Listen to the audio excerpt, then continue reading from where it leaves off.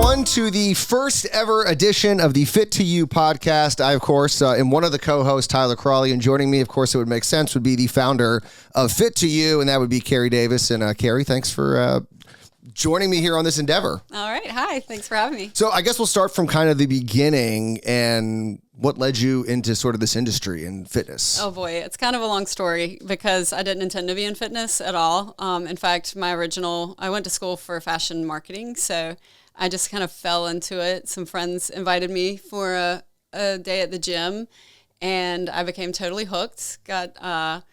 Just loved the way that exercise made me feel, and they kind of fell away and didn't continue with it. And months later, I'm still working out and ended up working at Gold's Gym while I was in college. And they were like, you practically live here, so you might as well get a job. And ended up just like I said, falling into it. I did membership sales first and then became a trainer. But before I did that, I also did nutrition counseling for LA Weight Loss. Mm-hmm. And that was an awesome job because I really got to help people lose weight and reach their goals. And I realized I really loved that. And so when I started Fit to You, I wanted to combine the fitness aspect and the weight loss aspect and the nutrition and kind of just be able to work with people one-on-one and focus on them instead of so much sales and stuff. So that's sort of what you guys do, right? So it's not just, obviously it's personal training, but there's also another component to it, which is sort of the how you're eating, I guess. Yes, absolutely. Nutritional aspect. There we go. Yes. Yes. Because, I think exercise is the easy part. Like people show up, I tell them what to do, they do the exercise, but then there's the other the other 23 hours of the day that they're not exercising. And that's your eating, your diet, which is 80% of being healthy, of being the correct weight for your body frame. And so I think nutrition is a huge part of the process. And I encourage everyone to sign up for that as well. Yeah, it does seem like that sort of is important what you're doing. Because people always, I guess what's the phrase they always say where you can't like outrun a bad diet or something along those lines. And so if you aren't taking care of those things, it's, sure, working out's always good, but without that, it doesn't, you kind of need both. Yeah, absolutely. So, like I said, the diet's the hardest part. But yeah, you'll not see the results you really want if your diet isn't also going along with the exercise. So the exercise is great. You absolutely need it, but the diet is going to allow you to see the results of all that work. And so what's sort of like your core kind of philosophy when it comes to training? So my big thing is that health comes first. So it's not so much, a lot of people come in because they want to look a certain way. But to me, how healthy you are, can you do the things you want to do every day, your activities of daily living? Do you feel good when you get out of bed in the morning? Do you have energy to do the things you want to do? Can you keep up with your kids, your grandkids? That's the important thing is health. It's not so much like, ooh, look at this fancy muscle I've got here, or like having 6-pack abs or that kind of thing. Like, yeah, that's great. Yeah. But health is number one. So that's the major philosophy. Obviously a lot of people, they do want to look better. That is one of the benefits. And they usually do go kind of hand in hand. Right. You do have like your very extreme examples where people may look good, but they're actually not very healthy. Right. But usually I would assume that if someone is getting healthier, they are probably they look better. Yeah. Yeah, for sure. Their skin looks better. Their hair looks better. You'll see someone and you're like, hey, are you working out? You look great. Mm-hmm. You look like you're happy. You're glowing. You're fitting in your clothes better, all of that. But yeah, it goes right along with the health aspect for sure. And so what are the most common mistakes? And we talked obviously about people maybe not dieting properly when you are working out, but what are the most common mistakes that I guess you see when it comes to people keeping their health at a certain level of nutrition? Right. Yeah. So I think when it comes to the exercise portion, people think that cardio is the most important aspect of losing weight because most people come to me, they want to lose weight. That's the original goal. And so they're like, oh, I'm going to do all this cardio. I have to go run. I have to torture myself with all of that. And I'm like, actually, it's weightlifting. Like even for women, for men, all ages, everybody should be lifting weights. So I think the common misconception is, oh, I got to burn calories. But lifting weights will burn calories. It will build your muscle. It's going to make you look better. It's going to make you feel better. You're going to be stronger. So I think that's the big thing. And the other one when it comes to diet is that you have to starve yourself. I don't want anyone to ever be starving. I love food. I love to eat. I want the people I train with and work with to also enjoy their food and eat well, but just eating healthier. So it's not starving. It's not, taking drugs to to lose weight, whatever they may be. But just eating well, eating enough, and eating the right foods, and then the weight training. Yeah, I mean, I remember there was an article a while back, I think in the New York Times, and they were talking about this study that they found that some people that actually do a lot of cardio tend to actually end up eating more calories. Yes. And so, I mean, is that one of the problems, I guess, that you see with kind of excessive cardio is that you actually end up overeating because your body needs to replenish those calories, and then you tend to go overboard, which you did at the gym. Yeah, because if you go run a marathon, you're going to be starving afterwards. And that's the other thing with not starving yourself, because if you're starving yourself in the morning, then by the evening you'll usually eat everything in sight because you're just ravenous. Yeah. And at that point you don't have any control anymore. You just go off the rails. So yeah, for sure. And with the muscle building, you're building your metabolism. You can be sitting all day, but if you've got muscle mass, your metabolism is going. Whereas if you're just skinny and you've got no muscle, your metabolism's actually low. So yeah. It's like a multi-prong approach. So the, you mentioned fasting's very big, like intermittent fasting, and not a fan. You're not a fan of that. I mean, no. So I mean, because I hear a lot of success stories about it. I mean, there's people that say you fast for 3 days and it cures every ailment in your body, and I mean, it's so. I mean, they make it I guess every fad kind of does that, and so you're not a fan of intermittent fasting. I'm not a fan. So I used to work at Gold's Gym. Mm-hmm. I was around these bodybuilders constantly, and these guys have been in this industry, and it's their business to look good and to have muscles and to be lean, and they eat 8 times a day. They are not fasting. So this has worked for ages. Why is all of a sudden we got to starve ourselves? We got to fast.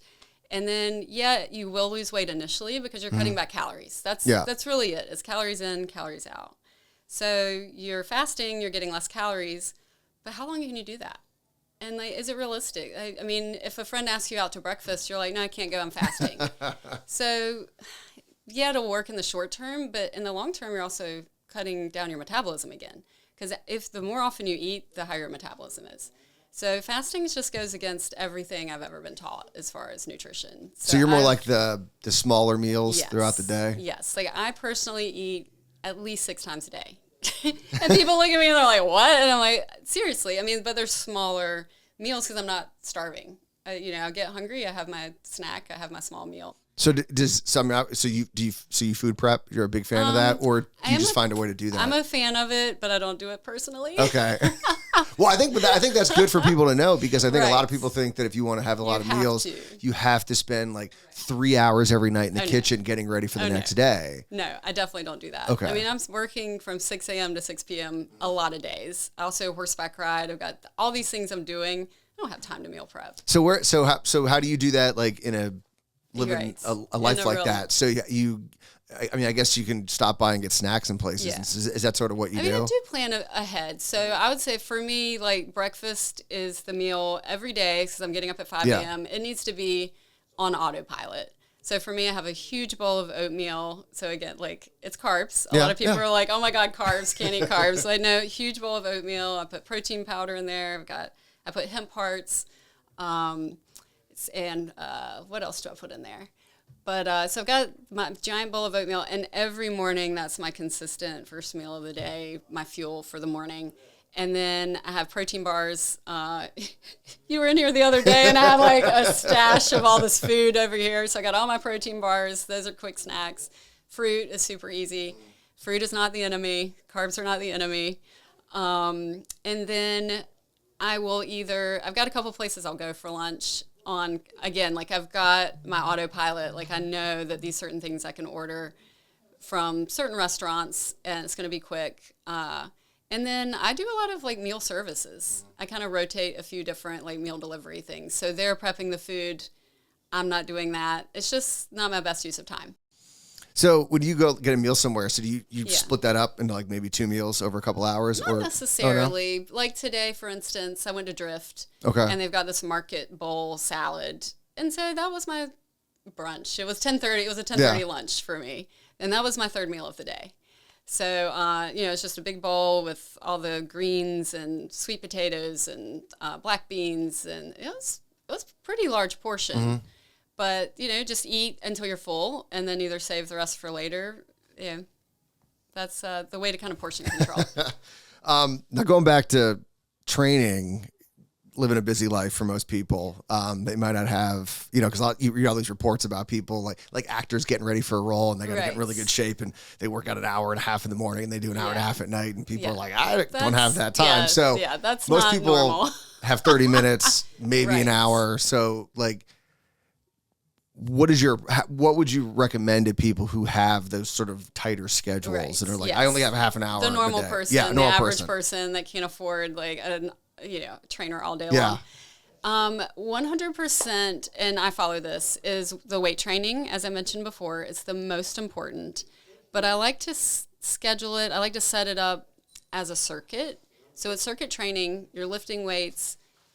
I can get someone in 30 minutes and work their entire body in 30 minutes. If we're on a schedule, I know what we're doing. I've planned ahead. Like, we're going to do these exercises and we're going to get it in. We're going to get it done. And people have seen results in 2 to 3 30-minute sessions a week. You don't need an hour or 5 days a week to see changes in your body. You can get that in 30 minutes. And so, do you look at every day working out or every other day? Or? It depends on the person. Okay. The first thing I do is say, what do you have time for? So if you came to me and you're like, Carrie, I got half an hour 2 times a week. What can you do with me? And I would say, okay, we're going to circuit train full body those 2 days a week. Get as much cardio as you can on your own outside. That's always great. But those 2 sessions are so important with the weight training is number one most important. And again, that's every age, men and women, everyone across the board benefits from that. And I assume that once someone maybe says, okay, I only got 2 days a week, 30 minutes, and then they kind of feel better and they go, okay, maybe I can find another 30 minutes. They start realizing, hey, this makes me feel good and I want to do more of it. I mean, it's wild. I've had a client recently who's an old friend and she's never been a workout person, never been a morning person. And she was like, okay, I'm going to do 7 a.m. I'm going to do half an hour 3 times a week. And she comes in with this giant smile on her face every morning, and she's just like, oh, I'm so happy to be here. I feel so great when I leave. Like, how can I do more of this? Yeah, it becomes addictive. Yeah. Well, I don't think, me personally, I've ever felt bad leaving a gym. Right. Like, you always feel good. Yeah. It's like you may not want to go, but if you force yourself, you're always going to be like, I'm glad I did that. Definitely. Unless I hurt myself. Right. Yeah. But obviously that won't happen with you. That's why you get the trainer, so you don't hurt yourself. That's a good point. For sure. And that's what she said. She's like, I've never worked out. I'm in my late 40s. If I tried to come in and do it by myself, I would definitely hurt myself, or I wouldn't know what I was doing. I'd be roaming around the gym. I'd waste the half an hour I had, like not getting anything done. She's like, I come in here, you tell me what to do. I don't have to think about anything. I leave, I feel great. So that's the point of the personal trainer. Well, and so you mentioned working with your friend and, strength training. Yes. And do you get a lot of pushback from women who are like, I don't want to do the strength training because, there's always that like idea that you're going to get bulk up, you're going to not look feminine or whatever. Yeah, exactly. Right. And I'm like, I'm kind of proof that that's not true because I definitely do not look like a bodybuilder. And I've been lifting weights since I was 19. Some body types will put on muscle more easily than others. So I kind of, it's always a personalized program. So if someone tends to bulk up more, but it's very rare, we'll do lighter weights, more reps or more body weight kind of stuff. But 90% of women, most women my age and up are losing muscle every year. Like we lose muscle after the age of 30. It's like falling off your body. So I think women are starting to see, oh, we need this. We need this for our strength. We need this for our daily activities. If we're continuing to lose strength, we're not able to function like we once were. And I think the news is out that weight training is good. It's 20 years ago for sure, women were pushing back a lot. Not so much anymore. Okay. Yeah, the research is out there now that we've got to be lifting weights. So speaking of myths, what is the one myth you wish would disappear forever? Oh boy. back to the cardio is the best way to lose weight. Starving yourself is the best way to lose weight. Just none of this is good advice. And like you said, the fasting, I'm not a fan. I think it's good short term, it can work, but it's a fad like anything else. And if it's not something you can stick to for the rest of your life, why bother? Like, again, that health first. Let's look at getting healthy for a lifetime instead of a quick fix. And you're going to be coming back 5 years from now going, I gained all my weight back plus some, and here I am again. This wasn't sustainable. So, yeah. And so, once again, kind of keeping with the theme of, myths that are out there. And, one thing I've been reading a lot about is protein. Yes. And, I hear really good things about it. Like, and then some people saying that once again, I saw another article where it was like, we're eating too much protein. Oh, yeah. And they're pushing it too much. We don't need this much. And so what's your take on protein? Because you mentioned carbs before, being like, oh, no, you can't have carbs. Everything in moderation. Okay. So, it's all a balance. Okay. So we don't want to cut out carbs. We don't want to cut out protein. We need healthy fats. We need all of those. They're called macros. So you need a balance of those. Protein is very important, especially as we age. It's the building blocks of your muscle mass. Protein helps keep you full. I always say that no one ever was overweight or unhealthy by eating chicken and broccoli. Like, you're just not going to overeat it. Yeah. I mean, you're not. So I think you can overeat too many like super high fatty proteins. Like, I mean, obviously we don't need to overdo that. So the paleo thing, any extreme is bad. But we do need a certain amount of protein, and most women are not getting nearly enough. I think you need 30 grams of protein or so every meal. And if you're not actively eating it, you're probably under eating it. And then if you're exercising, you need even more. So about 0.8 to 1 gram of protein per body weight is what you need a day. And most people are grossly under eating that. But if you go hog wild, so to speak, and like only eat protein, that's not healthy either. You're going to be out of balance. So just like the carnivore diet kind of thing? Yeah, right. Okay. I think the carnivore diet is too extreme. Like I said, carbs aren't bad. It's just that balance between the three, your carbs, and gotta remember the 90s when everything was low fat. And, fat was bad. It was evil. You could eat all the calories you wanted as long as it didn't have fat in it. So none of those trends are necessarily a good thing. Well, once again, going back to the trend, though, it's funny because people will say, like, the carnivore diet because that's all we ate back in the day. And then they say, like, that's why they like the fasting. But they were also eating fruits and vegetables and nuts and it's not like just meat. That's not all we were eating. So let's not go to that extreme. But they also bring up the fasting. It was like back in the day, like you didn't know when you were going to eat. Yeah. So it's natural for your body to go hungry for 3 days at a time. And it's like, what? Yeah. And people only live to be like 20 years old at most. So we don't know what. Is that, because that does seem like one of the funnier things is that there is this sort of myth that, just because that's what our bodies did back in the day. Yeah, when we're not we had a living lifespan of 30 now. years. Right. So maybe that wasn't good. Right. Yeah. Well, we were getting eaten by whatever was chasing us. So, yeah, just, we're not living in those times. We've got the scientific proof to show that, we need carbs, we need fat, we need protein in our daily lives. And so, we don't need to sit down and eat a loaf of bread, obviously, but or a pack of cookies or it tastes so good. That didn't exist then, but people are still eating it. And so how do you, I guess the number one issue is because everyone during a week has their motivational times where they're super motivated. Yes. And you can go to the gym, you're eating right. And then of course early you just have morning. you have those days where you don't want to do it. Right. And so how do you keep people consistent and keep people going forward? Because it does seem like most people, it's like, I want to eat great. They eat great during the week, and then the weekend they go fall crazy, off the wagon, and it completely negates everything they did. And so, like, for sure. I guess how do you keep people always kind of on track? Yeah. The good thing is if I'm seeing someone regularly, just seeing your trainer, you got to face the music. That helps to keep that consistency. But also, one big thing I really encourage is everyone keeps a daily diary of what they're eating, what they're exercising, how much water they're drinking, and seeing what you're doing will definitely keep you on track. But also just making a schedule at the beginning of the week, putting it on your schedule so that you're going to do it. And going back to like the fasting, or if you're going to extreme, you're going to also go to extreme the other direction. Yeah. And that's what kind of gets people unhealthy, is just be more moderate. You don't have to do so much early in the day or starve yourself early in the day. And then later you're going to be like, oh my God, I'm starving. I've worked all day. I haven't, I didn't eat enough this morning. I didn't have enough protein. Now I'm like, just going to go crazy and eat and drink everything in sight.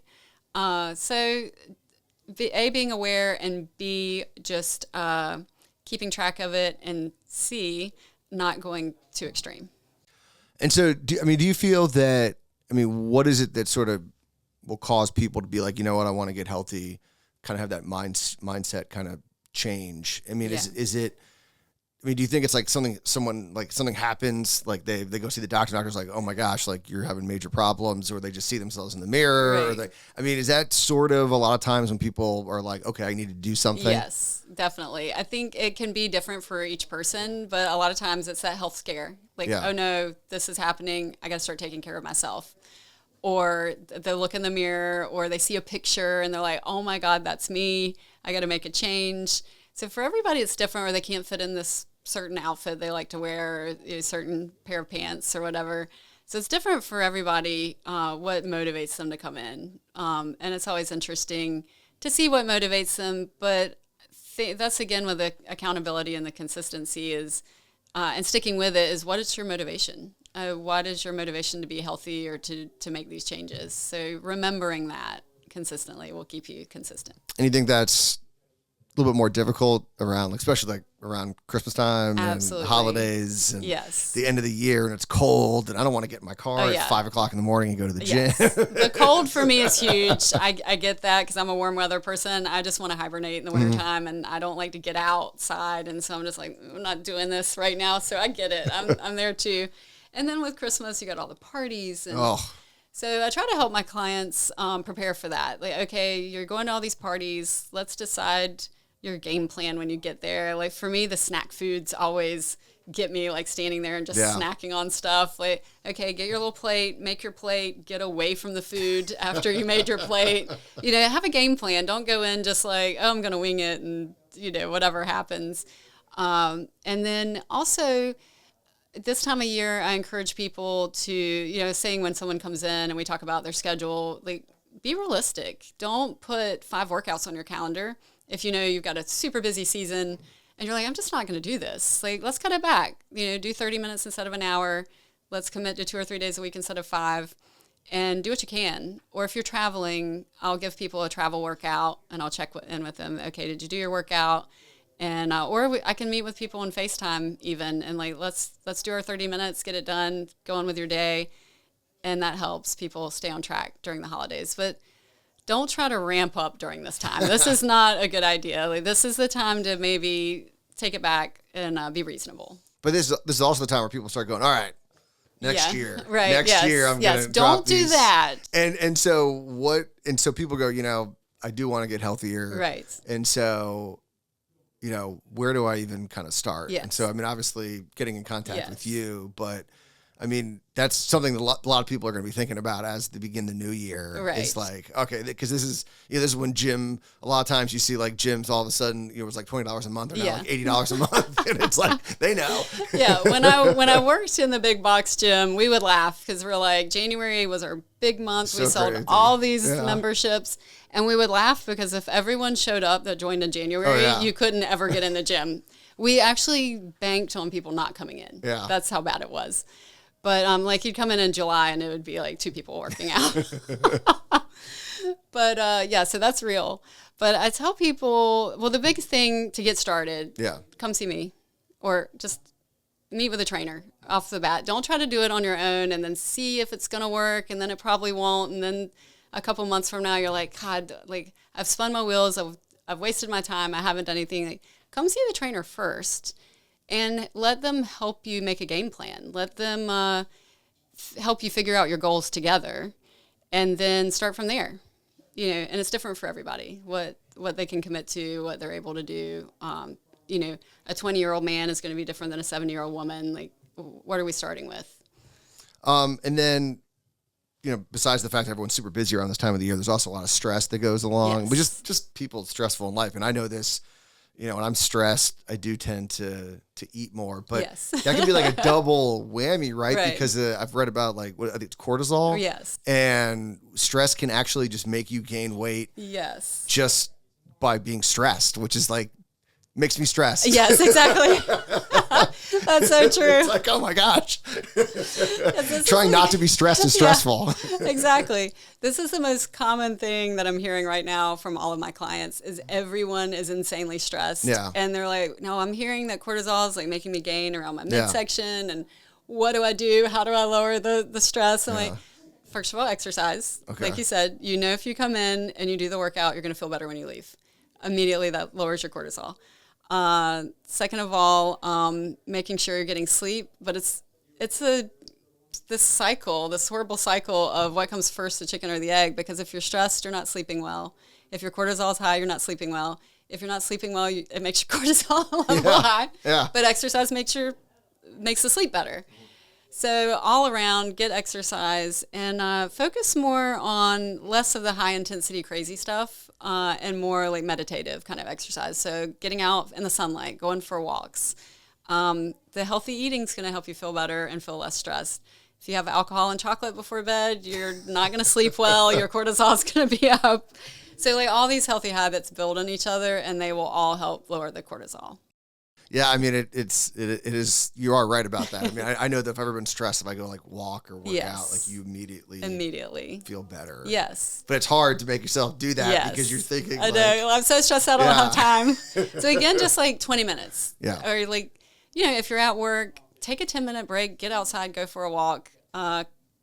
Even better, find a friend to walk with or someone to chat with while you're exercising, because that also lowers cortisol. Like all of these things together can work to lower that and hopefully prevent all of that stress about the stress.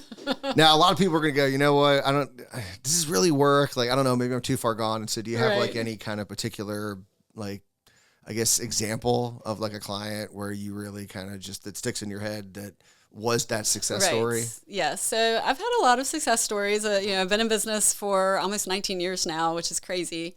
But I had one lady who probably sticks out, and this was a while back, but she was actually a cancer survivor and had an insanely stressful job. She worked from home, so she wasn't getting out. She wasn't exercising. She was just working like crazy, but she knew she had to change her health. And so we started working together. We did an hour, 3 days a week, and she started keeping a food diary. She did make her own meals, I have to say that. So all of these things, over the course of about 3 to 4 years, she lost 70 pounds. Oh, wow. And it was life-changing for her, and her health completely turned around. And to the fact that I love this story, she went out to the country club with her husband, and she had her back turned facing her husband, and the next day this woman calls her and says, your husband was out with another woman and at the country club. And she was like, yeah, that was me. And she's like, oh my God, I didn't recognize you. I mean, she was 70 pounds lighter. Wow. She was like half her size almost. Yeah. And so that was just a great story. Like, nope, that was me. Thank goodness. Now if someone does say, you know what, I want to get healthier and they want to contact you, what sort of like materials and things that you kind of use to help make that decision? Right. Yeah. The first thing I would say, go to my website, www.fit2unc.com, just spelled out normal, and check things out there. I've got a newsletter that comes out every month, so sign up for the newsletter. I'm actually doing a retreat in Italy in September 2026, so you can find that on the Wellness Retreat tab of the website. And I'm also going to be doing a yoga class, beginner's yoga class, at 5 p.m. on Mondays starting in January. Okay. And to find out more about that, you can give me a call, 910-200-6641, and just chat with me, and we'll get you in, see what, the best course of action for each person. Like I said, it's all personalized. So the best thing is just to get in touch with me and let me know what you're looking for, and I can send you in the right direction. No better time than the present. Like I said, start 2026 out right. Yes, don't wait until January when everyone else is doing it. Get on the schedule now. Okay. That makes sense. All right, well, Carrie, first episode, I think it's pretty good. Yeah, awesome. So looking forward to episode 2, but thanks for doing this. All right, thank you.